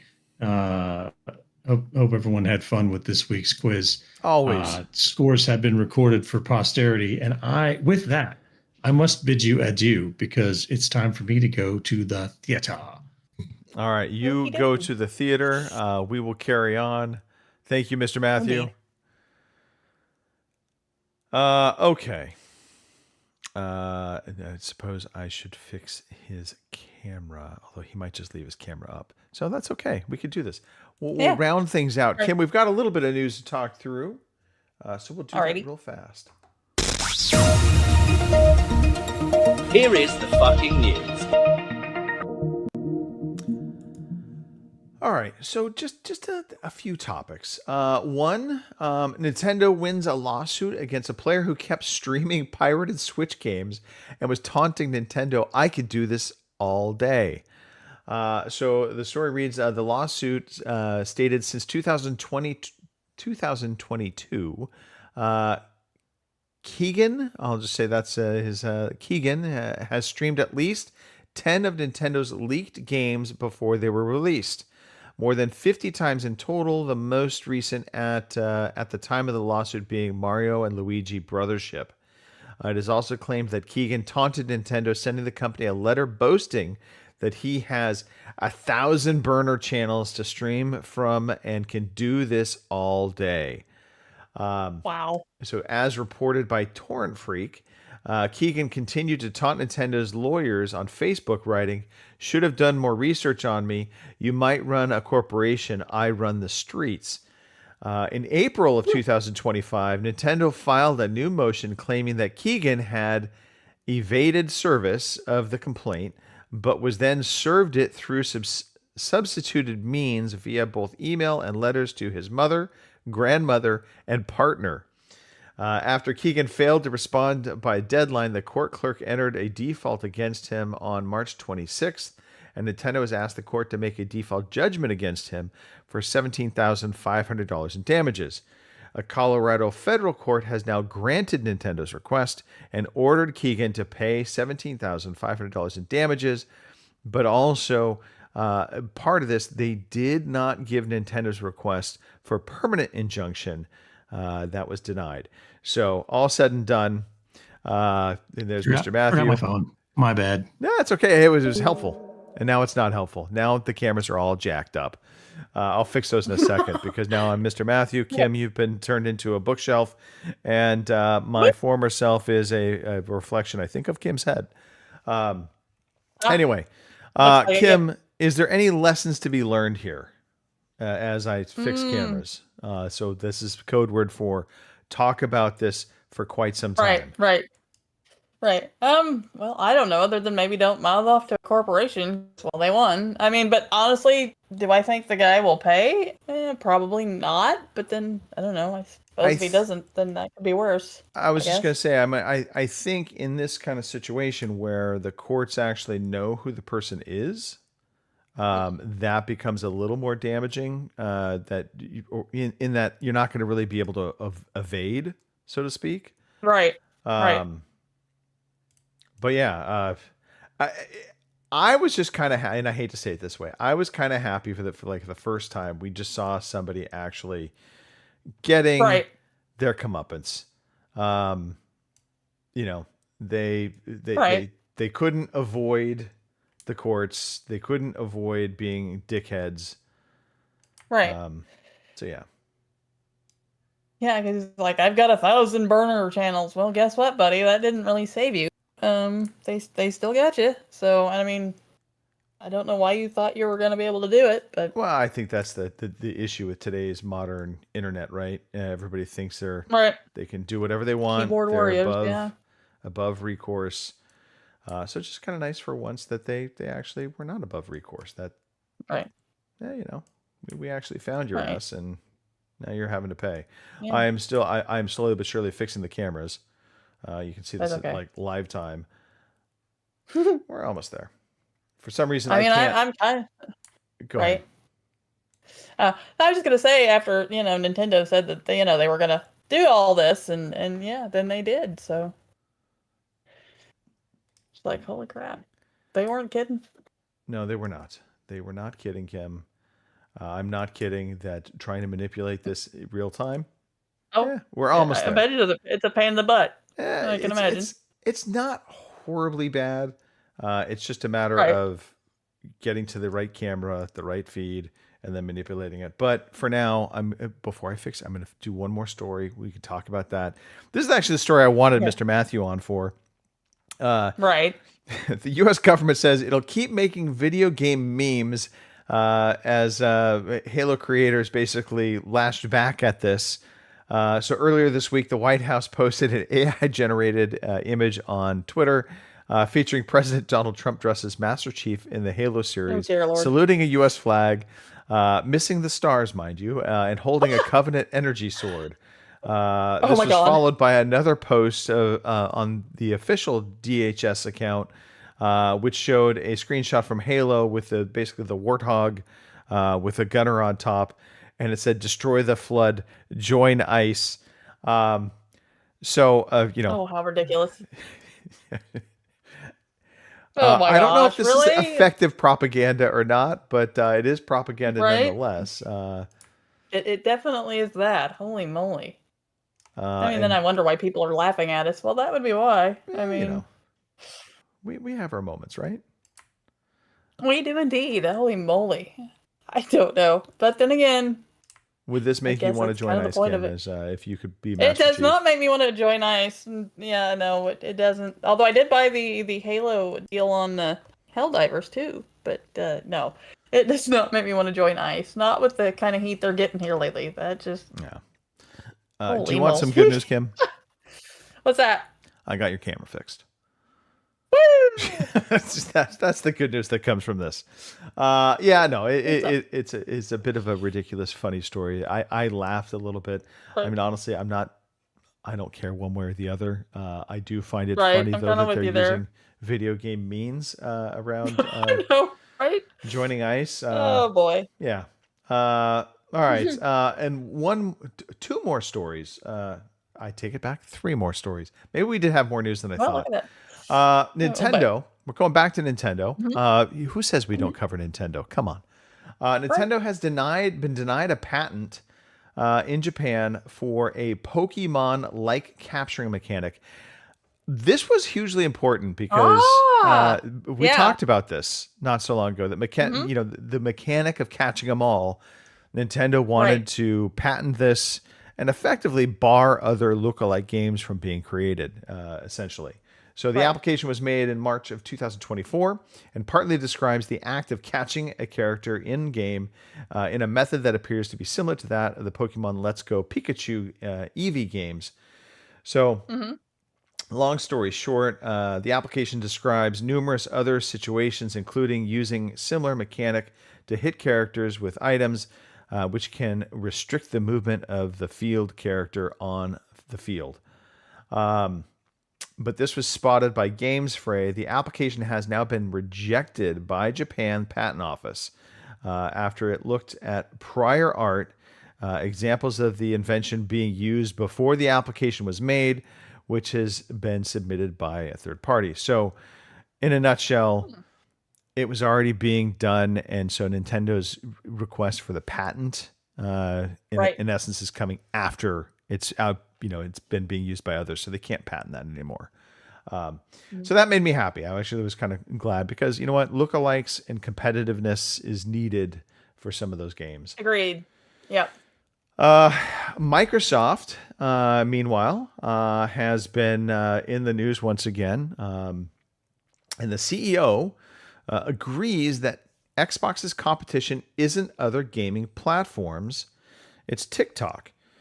So he was speaking with TBPN, which I'm not sure what that is an abbreviation for. It was during a live stream on Tuesday. Satya Nadella was asked about his outlook on gaming in a month where Xbox has announced Halo for the PS5 and is reportedly under pressure to hit unprecedented profit margins.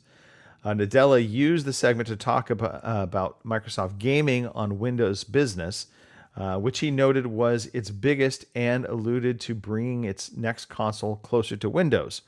The next Xbox is widely expected to be essentially a PC like the recently released Rogue Xbox Ally. So Nadella, during this interview, said, "Remember, the biggest gaming business is the Windows business. To us, gaming on Windows and, of course, Steam has built a massive marketplace on top of it and done a very successful job. So to us, the way we are thinking about gaming is, first of all, we're now the largest publisher after acquiring Activision. So therefore, we want to be a fantastic publisher, similar in approach to what we did with Office. We're going to be everywhere on every platform. So we want to make sure, whether it's consoles, whether it's PC, whether it's mobile, whether it's cloud gaming or the TV, we just want to make sure the game is enjoyed by gamers everywhere." This is, also in part because then he talked about TikTok and these other entertainment apps that are really their competition because it's competition for our time. And it was an interesting take. And I know a lot of gamers were like, oh, you know, you're saying that because you lost the hardware war to Sony, blah, blah, blah. But I think he might have a point. Because the amount of time we spend gaming versus the amount of time we're on our social media apps like a TikTok or WhatsApp or Discord. WhatsApp, Discord, but also Instagram, I mean, Facebook to a lesser degree. But I mean, you know, these are all different apps and things that are competing for our time. And so it's an interesting kind of positioning. You know, and again, you can definitely make the case that they've lost the console war in quotes. But I think there's a bigger get to be had if they truly can go in as a number one publisher, but also have a competitive ecosystem, not necessarily hardware. We're talking ecosystem that pulls in the revenue that they're striving for. I see a bunch of stuff in the chat, so I'm trying to catch up on that. But anyway, where do you sit on this, Kim? I mean, how much time do you spend on a TikTok or an Instagram or other social media platforms? Believe it or not a whole lot. I mean, I know just Mark does. Play Xbox. Yes, Mark does. Mark sends me a lot on TikTok. I mean, I did there for a little while, but it's kind of like everything. After a while, I don't know. I just kind of fell off of it. You got bored I with the Baldur's Gate 3 porn? Yeah. Well, no, not so much that. But I'm not on it as much as, like, say, Mark. But I mean, that's TikTok in general. I don't know about his Baldur's Gate porn. But I mean, I just soon play Xbox as to sit there and watch TikTok videos. So, okay. I mean, that for me, TikTok is not the problem. Mine is just time management, having enough time to, do anything. So. No, that's fair. But you take like my nephew who's 12, then yes, he spends a lot of time on TikTok, way more than I ever would have. So. Yeah, and that's probably something I probably should have noted also, and it was in reference to like younger gamers, younger generations are absolutely taking to these other forms of entertainment, and it's short form film basically. So I know Corzan said I've never downloaded TikTok. I also have resisted the itch. And I won't even call it an itch. I just have stayed away from TikTok. Also Instagram, oddly, even though I am on Facebook, I've never done Instagram.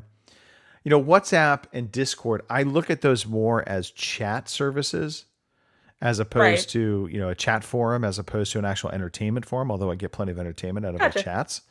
And Facebook's to me still feels like the internet yearbook. Right. You're catching up with your friends. You have these moments that are captured. I will say it is growing on me as a marketplace to be able to kind of sell used stuff, which I do like that. But yeah, it is going to be interesting to see just how gaming transforms in the years to come with the new younger generations, because they definitely have different style and different likes. And that's not just video games. I mean, even like things like alcohol consumption. Ironically, Gen Z, very, very low, comparatively speaking to, their parents. Maybe that says something. Right. Right. But yeah. All right. Last story. And this is again, I hate to give bad news story, but we're going to give some bad news here. And that is Amazon making significant cuts to its gaming business, moving away from MMOs. I mean, the funny side of this is I always forget Amazon has a gaming business. I mean, I know Luna exists, but to me, that's just been like a platform. And I never hear about their studio games as they come out, but they have had some. And I mean, I've even played a couple of them. But in a message to staff that was reviewed by Bloomberg, the company said it would eliminate more than 14,000 corporate jobs, many of which affect its gaming development and publishing business. Specifically, the San Diego and Irvine development studios, which are responsible for the MMOs New World and an untitled Lord of the Rings game, have seen significant reductions, according to Steve Boom. Vice President of Audio, Twitch, and Games. While we're proud of our success in first-party AAA game development and publishing, we have made the difficult decision to halt a significant amount of our first-party AAA game development work, specifically around MMOs within Amazon Game Studios. Yeah, a little surprised that the MMOs were the ones that went by the wayside, but maybe they just weren't getting the kind of traction they thought, or maybe they were being able to monetize them as best as they thought they could. I mean, I'm not the biggest MMO fan, so nor am I'm not I, really but one to judge. But I felt like they hit. I know New World just came out on console, Yeah. so and it seemed like it was doing really well. I mean, it's been out for like a year, I think, on console, and it had been out on PC for 4 or 5 years anyway. So it's kind of surprising. Yeah, I mean, I think I was just more surprised. Not that they had the layoffs, and I say that just because, again, going back to my comment of when's the last time I really thought about an Amazon Studios game that came out that was successful, and it would be New World that would kind of had some success, but I didn't even know how much success it truly had, and. But I am a bit shocked by the fact that it's the MMOs they're looking to cut out, because I figured those were the games that they could monetize easily the most, if you will. Exactly. Right. But maybe they just haven't been able to. They haven't had the right formula. So I'm not sad to see them go, because I'm not a big MMO fan. I'd be curious to see where they refocus their attention. I guess we'll find that out in the coming year. Right. All right. Let's knock out some new releases and let's bring this show to a halt so we can go watch the Buffalo Bills play the Chiefs. I didn't even say it, Kim. I didn't say it. I know. But you were thinking it. So Always thinking it. Your new releases for this week are, and I know I mentioned this last week, but apparently there was some crosswire when I was doing the show this week, I guess. Anyway, Tales of Old Dominus for the PC, which is out tomorrow. Europa Universalis 5 for the PC, November 4th. Football Manager 26, out for everything except for the Switch, on November 4th as well. Master Lemon, The Quest for Iceland. So I don't know who Master Lemon is, but he's going to get Iceland, I guess. Out for the PS5, Xbox Series X and S, Switch, and PC on the 4th. Biped 2 for basically everything but mobile, November 5th. Karn for the PS5 and PC on the 5th. Dinkum, out for the Switch and PC on November 5th. Maple Story Idle RPG, iOS and Android on November 5th. Plagan, either way, it'll be out for the PC on November 5th as well. The Fable Manga Build Roguelike. Are we even trying? I don't even know. Hard pass. For the Switch and PC, right, on November 5th. Hyrule Warriors Age of Imprisonment, that doesn't sound good. For the Switch on November 6th. Maybe they're going to go, hang out with the guy that got nailed for, piracy. Anyway, Siberia Remastered for the PS5, Xbox Series X and S, and PC on November 6th. There Are No Orcs. You heard them. There Are No Orcs. Out for the PC on November 6th. I don't know if that's like tied in with the, No More Orcs or whatever. Kill All the Orcs. Whatever that one PC game is, I can't remember. Suddenly, my brains went sideways. Unbeatable for the PS5, Xbox Series X and S, and PC on November 6th. Pizza Delivery, I kid you not, that's the name of the game. A Pizza Delivery for the PS5, Xbox Series X and S, and PC on November 7th. And those are your new releases. Not a whole lot there. I hope to gosh that Pizza Delivery is a pizza delivery simulator. And not something else? I mean, I don't know what else it would be, but it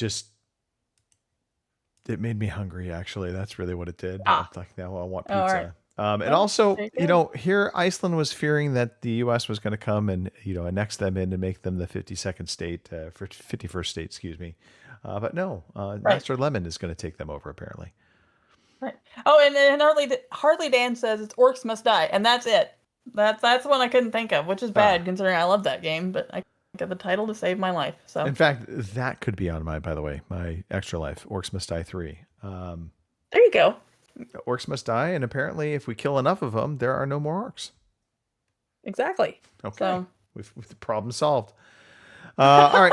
Everybody, thank you for being here, hanging out with us. We do have play dates. We do every Tuesday, Thursday. We attempt at least. Sometimes work gets in the way for me, for sure. But we do basically our Tuesday shooty, Thursday kill 'em all.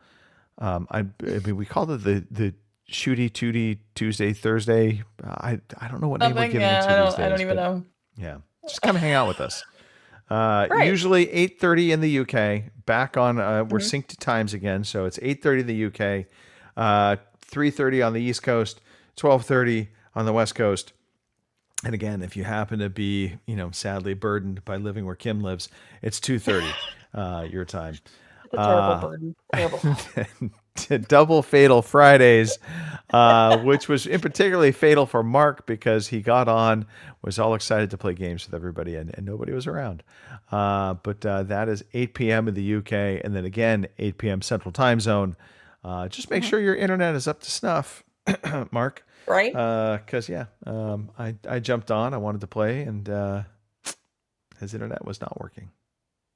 After all he went through. I know, I right? did have to laugh. Then it went out today. So Yeah. was it today it went out again? So Yeah. oh well. All right, Kim.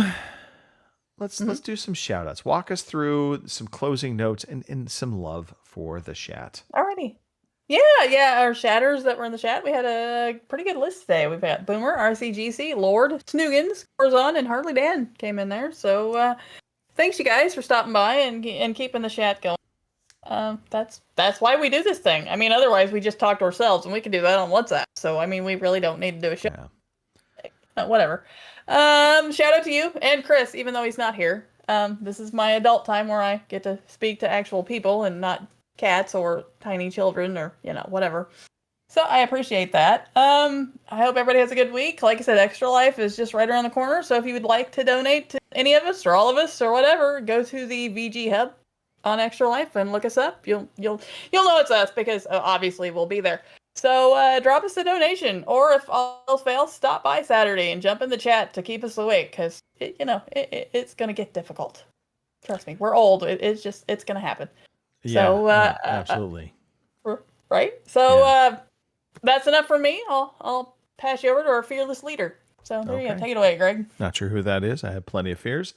Shout out to you and Mr. Matthew for our lovely Sunday afternoon chat. It's always fun. Shout out to our shatters because, I mean, as you know, a lot of them, it was a great group of notorious individuals that were in there. I say notorious, and I do mean that. They have, some infamously for certain things, others not so much. I'm not going to go into details. I'm going to protect everybody's privacy for that, but you know who you are. Snoogans. Extra Life. Kim mentioned it. I'm going to reiterate it. It is this Saturday, starting up at Oh God 30 Kim's time, slightly less Oh God 30 my time. Right. And, it's a good cause. It's helping children that are in the hospitals through the Children's Miracle Network hospitals, basically allowing them to get things that are just quality of life things for the kids. So, it's not like the donations are going directly to surgery. Although I imagine maybe sometimes those funds are redirected, but it is about giving them environments that are healthy for recovery, that are healthy for healing. And so that's a hugely important thing. And then so it's near and dear to my heart, and it's near and dear to Kim's heart. Obviously, you've heard us talking a little bit about our backgrounds with this. So this is all a big way of saying, come support, whether it's a donation and a donation of any amount. I don't care if it's $100 or $5. Right. It all helps. Yep. And also just time. Come hang out, play games. We are generally speaking nice people. At 3 o'clock in the morning, we may not be as nice as we are at say 2 o'clock in the afternoon, but we're going to welcome everybody. Come hang out. We'll be playing games. Like I said, 24 hours. So even that helps. Even if it's a check-in to say, hi, I see you're up on your stream. I can't come play games with you, but I wanted to say, I see you. Those are those little things that help. Right. So I will get off my soapbox. Sarah already volunteering her services. She will be here Right. Saturday morning and evening. She says she's going to stay awake, Kim, all 24 hours with us. That's the way I'm reading her message, not how she wrote it, but the way I'm interpreting it. So thank you, Sarah, for that. I expect Boomer, Hardly Dan, Corazon. I'm missing somebody else here from the chat, but you all have committed to this, just for the record. I'm just throwing it out. Don't know it yet, but guess what? You know. Exactly. All right. Don't eat too much chocolate candy, Kim. Go I'll try easy. not to. You know, under 30 pieces, a day until we get All to right, I Extra can do Life, that. and then just go crazy. Exactly. Right. Yeah. You're bouncing off the walls. On that note, we're done. We're out of here. Have a great weekend, everybody. Bye. Thank you for listening to the Overseas Connection podcast.